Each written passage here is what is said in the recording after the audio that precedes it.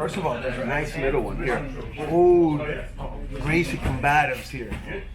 Where I went here and I slide it to the center of my chest. So as he's trying to push me out, I go again, I go behind his and put both my elbows and got him here. Not only do I got him here, once I get through, give him a little pressure here, I switch it up here. What do we got? Back exposure! Good. For me, my pride was bringing in that monster. And me, small, bringing in that monster. And that look of puzzle on his face, because he can't figure out how this little cop wrapped him up like a pretzel and put him in handcuffs. That's the beauty of jiu-jitsu, okay? And I'm not gonna say it's always gonna be that pretty, but having jiu-jitsu and in police work makes it much, much, much easier than not having any jiu-jitsu and trying to arrest somebody that puts up a fight. So I go right here, boom, and I put both my hands are overlapping right where the elbow is, not so much up high, because then he can lower his elbow. I go right to the bottom here and I overlap my hands. And then I'm leaning forward, and again, if this is not starting to work, I maintain control, but I'll slide here and it goes into like an arm drag. And I immediately, start exposing his back. There you go.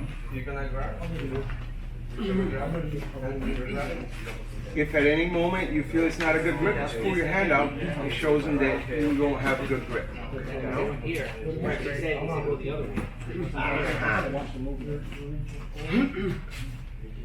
now, open it. Take it to the ground and then stop there. Once you take it to the ground, don't let go of the hands. Go. Take it down, take it down. Now, yes, you go, you can do it, and now you come to this side, now you put it, place it behind it.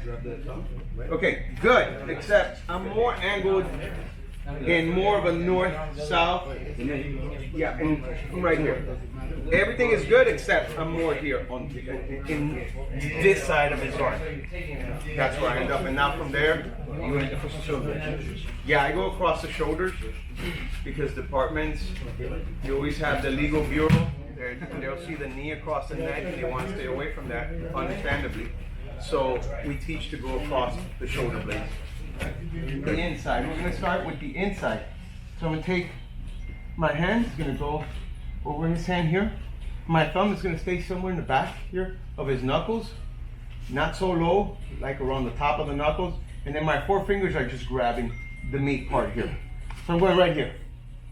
And as I start to open to the outside, my second hand, my second thumb is going to meet my first hand, and it's like you're holding a hamburger.